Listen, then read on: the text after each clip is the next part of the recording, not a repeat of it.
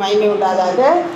சங்கீதம் 62வது சங்கீதம் இன்னைக்கு நம்ம தியானிக்க போகிறோம். இந்த 62வது சங்கீதத்தில் ஆண்டவர் நமக்கு என்ன சொல்லியிருக்கிறார், இந்த வாரத்தில் நம்ம எப்படி இருக்க வேண்டும், என்ன செய்ய வேண்டும் என்ற ஒரு காரியத்தை இந்த சங்கீதத்தின் மூலமாக நம்ம தெரிந்து கொள்ளும். ஒரு வசனத்தை எனக்கு அதிகம் அந்த வசனத்தில் பிடித்த ஒரு வசனம் என்னன்னு சொன்னால், நான் நம்புறது அவராலே வரும்.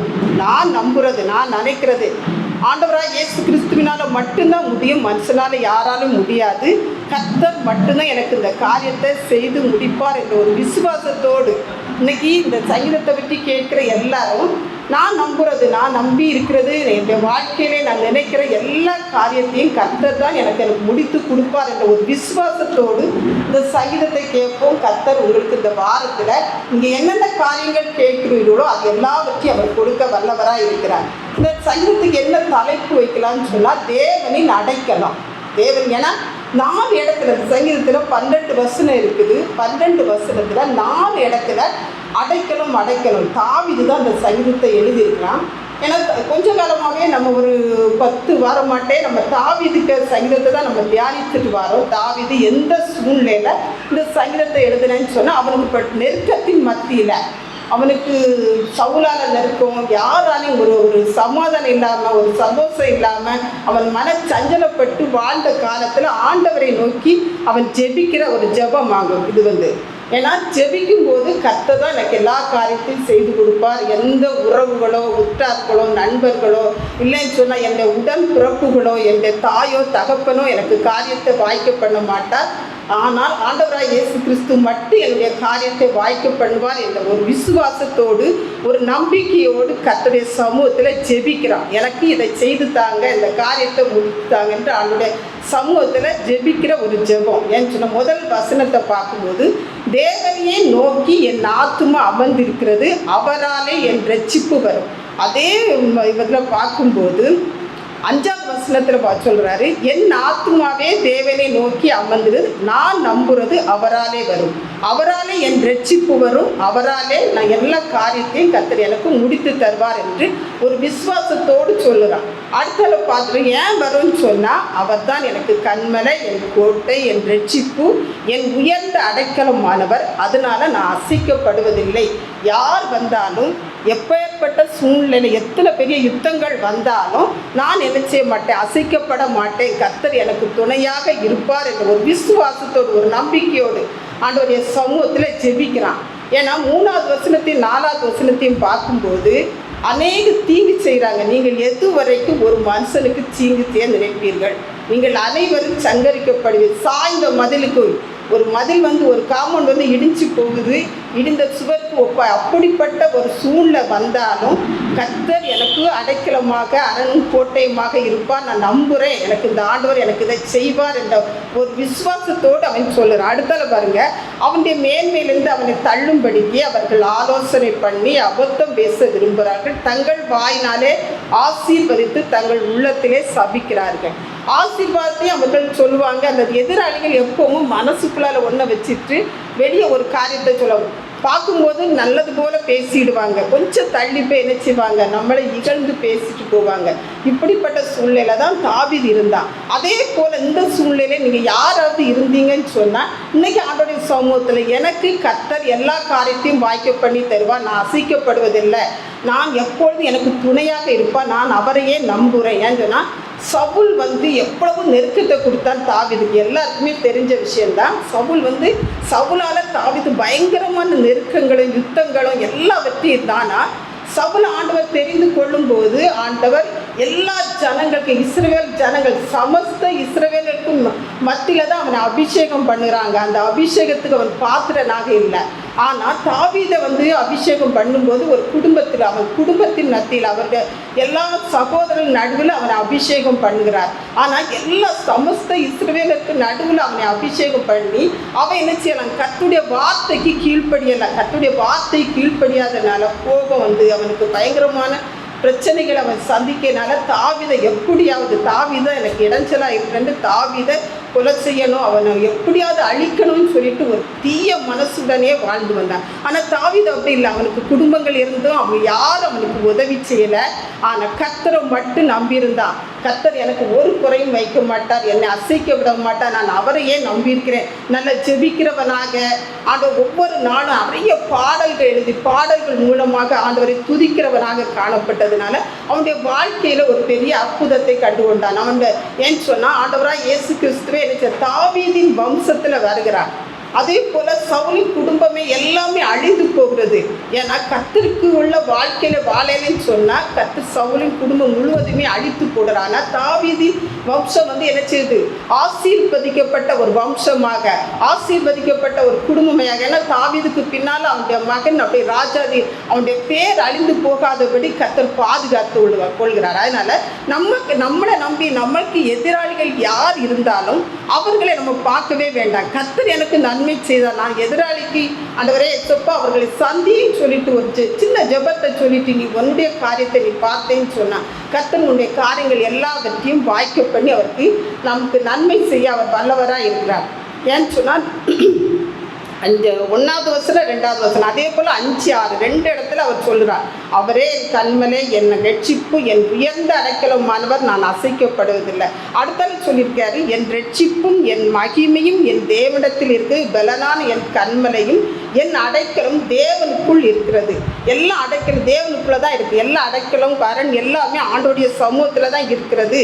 அதனால என்ன சொல்கிறார்? எல்லா ஜனங்களுக்கும் சொல்கிறான், ஜனங்களே எக்காலத்திலும் அவரை நம்புக, எந்த சூழ்நிலையில் எந்த காலத்திலும் அவரை நம்புங்கள், அவர் சமூகத்தில் உங்கள் இருதயத்தை ஊற்றி விடுங்கள். தேவன் நமக்கு அடைக்கலமாக இருக்கிற எந்த வாழ்க்கையில் எந்த காலத்திலையும் எந்த சூழ்நிலையிலும் நீங்கள் ஆண்டவரையே நம்புங்க. வேற யாரும் இல்லைன்னா நான் அவன் தாவீது சொல்கிறான், நான் கர்த்தரை நம்புறதுனால கர்த்தருடைய காரியத்தை வாய்க்க பண்ண. அதே போல் நீங்களும் என்ன செய்யுங்க? கர்த்தரையே நம்புங்க, வேற யாரையும் நம்பாதுங்க. உங்கள் இருதயத்தில் இருக்கிற ஒவ்வொரு காரியத்தையும் ஆண்டோடைய சமூகத்தில் சொல்லுங்க. தேவன் நமக்கு அடைக்கலமாக இருந்து நம்முடைய காரியத்தை அவர் வாய்க்க பண்ணுகிறவராக இருக்கிறார். ஏன்னா உங்கள் இருதயத்தை ஊற்றி விடுங்கள்னு சொல்ல அன்னாளுடைய காரியம், அன்னாளை பற்றி நம்ம அறிந்திருக்கிறோம். அன்னாள் ஆண்டோடைய சமூகத்தில் அவருடைய இருதயத்தை முழுவதும் நான் மன கிளேசம் உள்ள ஸ்திரீ. ஏன்னா 1 சாமுவேல் 1:15 பார்த்தீங்கன்னா அவள் சொல்லுவாள், நான் மன கிளேசம் உள்ள ஸ்திரீன்னு சொல்லுவாள். அப்போ மன கிளேசத்தை அவளுடைய காரியங்கள் எல்லாவற்றையும் ஆண்டோடைய சமூகத்தில் அவருடைய இருதயத்தையும் ஆண்டோடைய சமூகத்தில் ஊற்றி விடுறார். ஊற்றி விட்டதுனால கர்த்தர் அவளுடைய மன விருப்பத்தை அருளி செய்தார். அவளுக்கு ஒரு ஆண் குழந்தையை கொடுத்தா அவள் விருப்பத்துக்கு ஏற்று. அதே போல் அதே சூழ்நிலையில் ஒருவேளை எல்லாராலும் நம்ம கைவிடப்பட்டு எனக்கு இந்த காரியம் நடைபெறலே, எனக்கு இந்த காரியத்தில் ஒரு அற்புதம் நடக்கலே, எனக்கு இந்த காரியத்தில் ஒரு நன்மை கிடைக்கலேன்னு சொல்லிட்டு நீ ஏக்கத்தோடு இருப்பேன்னு சொன்னால் கர்த்தரை மட்டும் நம்பு. கர்த்தர் எனக்கு இந்த காரியத்தை வாய்க்க பண்ணி கொடுப்பார், இந்த காரியத்திலிருந்து எனக்கு விடுதலை கொடுப்பார். ஆண்டவரே எனக்கு இந்த கடன் பிரச்சனையோ பண பிரச்சனையோ எந்த பிரச்சனையா இருந்தாலும் உனக்கு என்ன வேண்டுமோ என்ன தேவை இருக்குதோ ஒருவேளை மற்றொரு மத்தியில் நீ இழிவாக செய்யப்படுதுன்னு சொன்னா இந்த அன்னாளை போல உங்களுடைய இருதயத்தில் ஆண்டோடைய சமூகத்தில் நீங்க ஊட்டி விட்டேன்னு சொன்னீங்க. தேவன் நமக்கு உனக்கு எல்லாருக்குமே அடைக்கலமா இருக்க அவர் வல்லவராக இருக்கிறாங்க. அன்னாளை போல ஆண்டோடைய சமூகத்தில் சொல்லுங்க. மனுஷர்கிட்ட யார்த்தையும் சொல்லாதுங்க.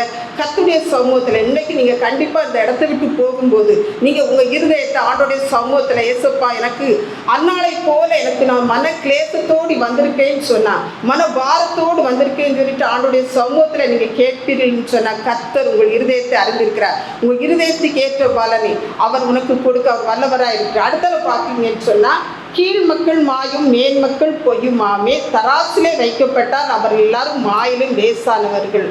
அடுத்த 9 10 கொடுமையை நம்பாதீர்கள், கொள்ளையினால் பெருமை பாராட்டாதீர்கள், ஐஸ்வர்யம் விருத்தியான இருதயத்தை அதின்மேல் வைக்காதீங்க. எல்லா உலகத்தில் நம்ம எவ்வளோ பணம் சொத்து எது சேர்த்தாலும் கர்த்தர் கொடுக்குற ஆசீர்வாதம் தான் பெரிய ஆசீர்வாதம். நம்ம எவ்வளோ பணம் இருந்தாலும் எவ்வளோ ஐஸ்வர்யம் இருந்தாலும், ஏன்னா ஒரு ஐஸ்வர்யவான் புதிய பாட்டில் சொல்லியிருக்கு, ஐஸ்வர்யவான் ஆண்டவர்கிட்ட போய் நான் எப்படி ஆண்டவரே நான் இப்படி ஒரு பரலோக ராஜ்யத்துக்கு போவேன்னு சொல்லி கேட்குறான். அப்போ ஆண்டவர் என்ன சொல்ல, நீ ஐஸ்வர்யவானாக இருக்கிறதுனால நீ வர்றதுக்கு ரொம்ப கஷ்டம். ஏன்னு சொன்னால் நீ எல்லாத்தையும் விற்று எல்லாம் ஏழைகளுக்கு கொடுன்னு சொல்லுவோம். அவன் அதில் மன பாரப்பட்டு போகிறான். ஐஸ்வர்யவான் எல்லாமே ஆண்டவர் கொடுத்துருப்பாரு.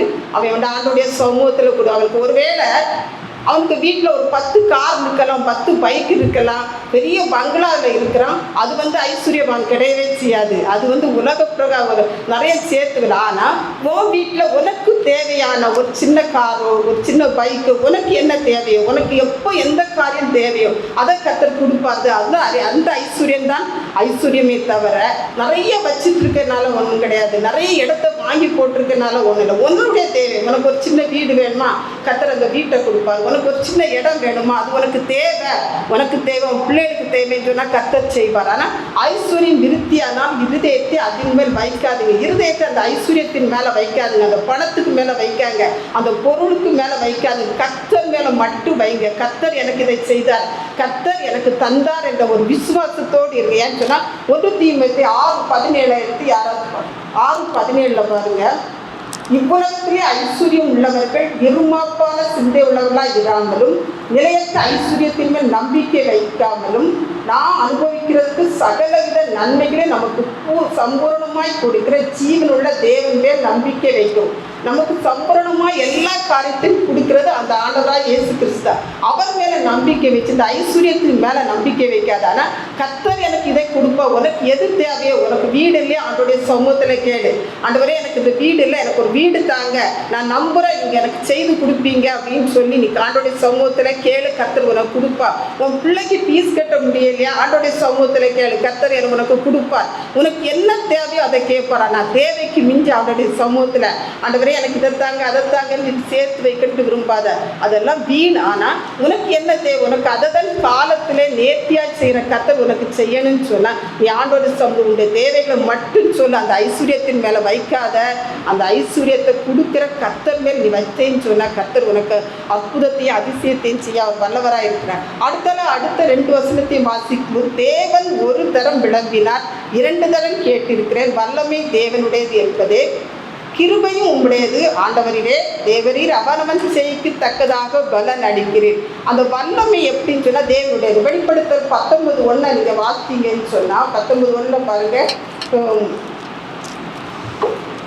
19:1 கடைசியில் பாருங்க, அவர் அல்லேலூயா ரட்சணியமும் மகிமையும் கனமும் வல்லமையும் நம்முடைய தேவனாய கர்த்தருக்கே உரியது. அவருடைய நியாய தீர்ப்புகள் சத்தியமும் நீதி. எல்லாமே அவருக்கு கனம் மகிமை வல்லமை எல்லாமே யாருக்குடையது, தேவனுக்கு தான் உரியது. அந்த கனத்தை கர்த்தர் உனக்கு என்ன ஐஸ்வர்யம் கொடுத்துருக்கிறார், என்ன நன்மையை கொடுத்தா இருக்கிறாரோ அந்த ஐஸ்வர்யம் நன்மை எல்லாவற்றையும் ஆண்டோடைய சமூகத்தில் மட்டும் சொல்லு. மனுஷத்தை யார்த்தையும் சொல்லாத, மனுஷனை நம்பி போகாத, கர்த்தரை நம்பி போனேன்னு சொன்னால் கர்த்தர் உனக்கு எல்லா நன்மைகளையும் கொடுக்க அவர் வல்லவராக இருக்கிறார். அடுத்த 12வது வசனம் வரை, கிருபையும் உடையது. கிருபையினால் தான் நம்ம ஒவ்வொரு நாளும் காக்கப்பட்டிருக்கோம். கிருபையினால் தான் நம்முடைய காரியங்கள் எல்லாவற்றையும் கர்த்தர் நமக்கு கொடுக்கிறார். ஆண்டவரிலே தேவரீர் அவனவன் செய்க்கு தக்கதாக பலன் அளிக்கிறேன். நம்ம என்ன செய்தோமோ அதுக்குடைய பலனை கர்த்தர் கொடுப்பார். நான் நன்மை செய்தால் நமக்கு மேன்மை உண்டு. நம்ம யார் என்ன செய்தாலும் அவன் நன்மைக்கு நீ தீமையை செய்தாத, நீயும் தீமை அவனுக்கு செய்தார்கள் என்ன அவர்களுக்கு நன்மையை செய்துப்பார், அதுக்குரிய பலனை கர்த்தர் உங்களுக்கு கொடுக்க வல்லவராய். ஏன்னா வெளிப்படுத்தல் 22வது அதிகாரம் 12வது வசனத்தை பாருங்க. இதோ சீக்கிரமாய் வருகிறேன், அவனுடைய கிரியைகளின்படி அவனவனுக்கு நான் அளிக்கும் பலன் என்னோட கூட இருக்கும். அதனால அவனவனுக்கு நான் அளிக்கும் பலன், இதை கடைசியில் வர தேவரீர் அவனவன் செய்க்கு தக்கதாக பலன் அளிக்கிறேன். நீ நன்மை செய்தால் கர்த்தர் உனக்கு நன்மை தான் செய்வார். ஒரு நாள் உனக்கு தீமை செய்ய மாட்டார்.